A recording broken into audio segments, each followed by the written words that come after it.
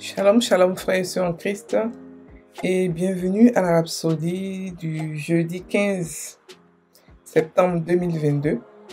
Rhapsodie écrite par le pasteur Chris Oyakilome et la lecture est offerte par les vérités de l'Évangile.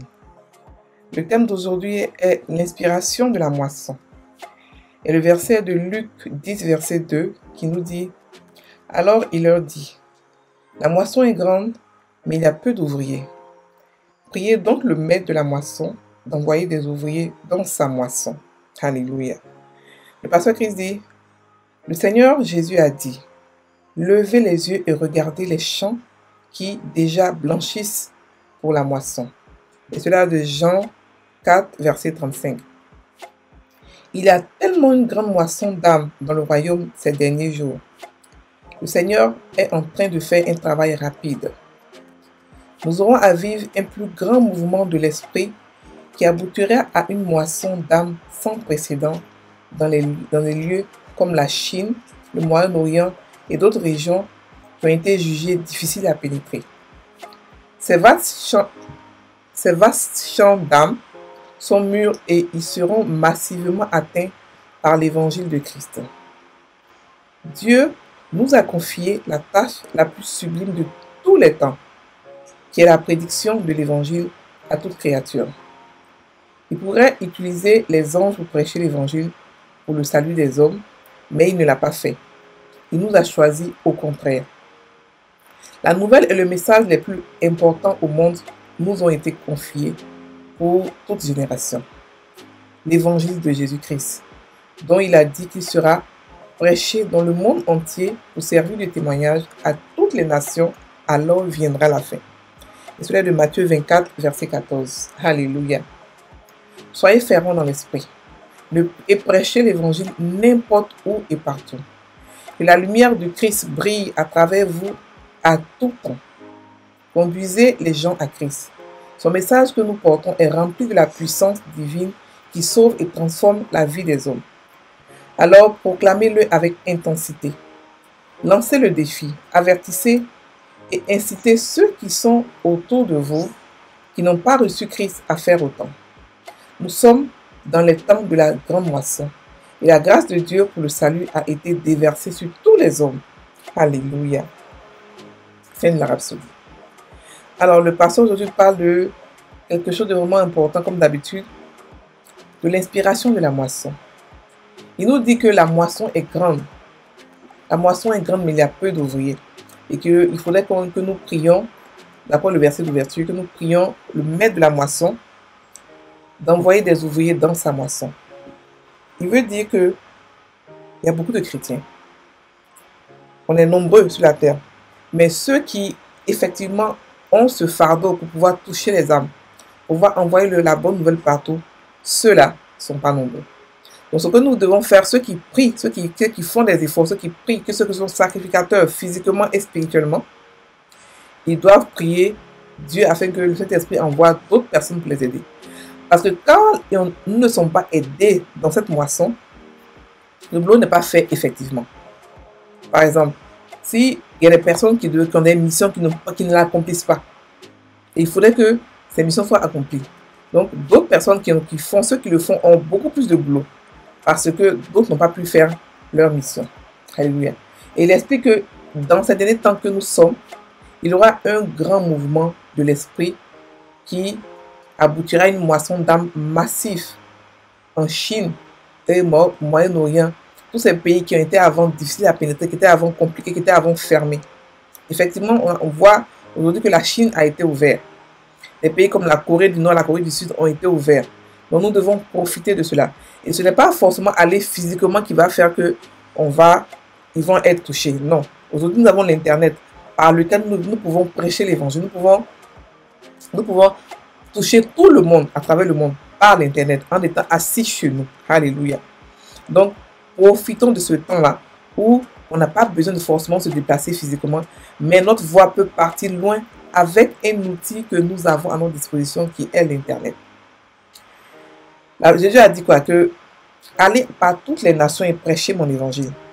Lorsqu'il parlait de ça, il n'a pas forcément dit de forcément se déplacer. Il disait seulement que vous aurez des moyens qui fera que, qui vous permettront de pouvoir aller dans tout le monde, dans toutes les nations pour prêcher l'évangile. Donc, frères et sœurs, ne croyez pas que l'Internet soit rempli d'esprit ou de ceci ou de cela. Dieu a fait l'Internet à cause de nous, à cause de son évangile, pour la bonne nouvelle. Donc, profitez d'elle, apprenez au maximum, prêchez l'évangile comme vous voulez. Ayez un appât. Par exemple, si quelqu'un s'est préparé, qu'il passe par ça pour pouvoir prêcher l'évangile par sa préparation, toucher des gens et après leur dire que je suis chrétien, voici comment est-ce que je suis. Chacun de vous, parce que aller sur les toiles pour dire Seigneur, allez, alléluia, alléluia, ce n'est plus à la mode. Personne n'écoute maintenant. Personne n'écoute. Mais si vous partez avec un appât, si vous partez avec un talent que vous avez et que vous commencez par ce talent-là, pouvoir toucher d'autres personnes, vous allez voir que vous allez encore toucher plus effectivement les gens. Et le pasteur nous explique que nous avons reçu la tâche la plus sublime, la plus belle de tous les temps. La tâche de la prédication de l'évangile. Il pouvait, effectivement, Dieu pouvait utiliser les anges, mais il nous a utilisé nous. Parce qu'en nous, il a mis tout son amour. Parce qu'il nous a fait à son image. Les anges n'ont pas été faits à son image. Les anges ont été faits à leur image. C'est-à-dire qu'ils ont été faits serviteurs depuis le début. Nous, on a été faits enfants de Dieu depuis le début. Donc, c'est à nous que a été confiée la tâche la plus belle du monde. Tous ceux qui sont chrétiens et qui disent qu'ils n'ont pas de boulot, ils ne savent pas qui ils sont. Ils ne savent pas ce que leur a été donné. Dieu paye toujours ses ouvriers. Il paye toujours ses travailleurs. Il les paye toujours. C'est juste que la compréhension de comment est-ce qu'il les paye et la compréhension de cela qui fait que beaucoup ne prêchent pas l'évangile. Alléluia. Prêchons l'évangile. Allons-y annoncer au monde l'amour de Dieu. Et ne prêchons pas l'évangile en semant la peur ou en semant le contraire pour avoir des âmes. Non. Nous prêchons l'évangile. Nous prêchons l'évangile en montrant l'amour de Dieu, la compassion de Dieu. Alléluia. Donc nous avons le message le plus important de la terre nous a été confié. Il nous faut prêcher l'évangile. Alléluia. Et c'est lorsque nous allons finir de prêcher l'évangile à partout dans le monde que la fin viendra. Donc soyons fervents et prêchons partout. Prêcher l'évangile ne veut pas forcément dire aller s'arrêter dans les marchés et commencer à crier. Un chrétien, son mode de vie, en fait, c'est tout le temps chercher des âmes. C'est comme un chasseur d'âmes qui passe son temps à chercher qui il va toucher, vers qui il va amener sa lumière, qui il va rendre la vie, donner la vie, à qui il va donner la vie, à qui il va guérir. La Bible dit que celui qui prêche, c'est celui qui gagne des âmes est sage. Ça veut dire que devant Dieu, Dieu appelle le sage celui qui gagne les âmes. C'est pour cela que Jésus a commencé à gagner les âmes dès qu'il a commencé son ministère. Parce que lorsque nous gagnons des âmes, nous sommes en train de collectionner les talents de la vie éternelle, les grâces de la vie éternelle. Alléluia. Les dons, les talents de la vie éternelle. C'est pour ça que quand Jésus a commencé son ministère, il a commencé avec des petits miracles et après il a allé faire maintenant des résurrections. Parce qu'il ne faisait que collectionner les dons de la vie éternelle. Il fallait que collectionner il augmentait son autorité, il fallait que collectionner les talents et les dons. Nous sommes dans le temps de la grâce. La grâce a été déversée maintenant sur tout le monde. La colère de Dieu est partie. La colère a été retardée afin que la grâce puisse avoir son effet. Jésus a envoyé la grâce sur la terre afin que tout le monde ait droit à être enfant de Dieu. Tout le monde ait cette opportunité de devenir enfant de Dieu. Donc nous qui sommes sur la terre, nous qui avons été confiés, à qui a été confié l'évangile, nous devons donner cette opportunité-là, cette chance-là à tout le monde d'entendre l'évangile. Et à eux maintenant de dire qu'ils veulent accepter ou pas. Mais Dieu fait son travail. Le Saint-Esprit fait son travail en touchant les cœurs. Et nous, ce qu'on a fait, c'est seulement prêcher. Prêcher et prier. Parler de Dieu et prier. Tout ce qu'on a fait. On n'a pas à faire grand chose. Nos frères et sœurs, Christ, ne négligeons pas notre boulot. C'est le boulot le plus noble, le plus bon, le plus propre, le plus lumineux, le meilleur boulot qui puisse exister.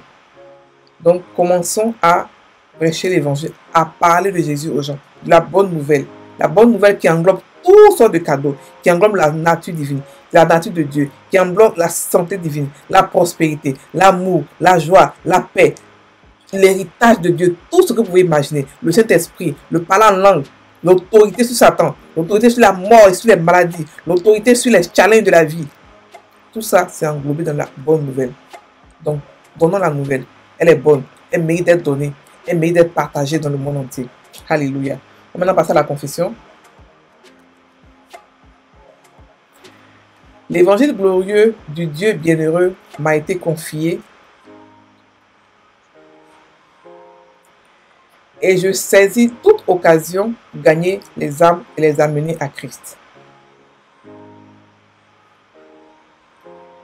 Je profite de chaque instant en maximisant le temps en tant qu'un agent du salut ordonné par Dieu. Pour détourner les pécheurs de l'obscurité et de la puissance de Satan à Dieu. Amen. Frères et sœurs en Christ, passez une très bonne journée. Soyez bénis.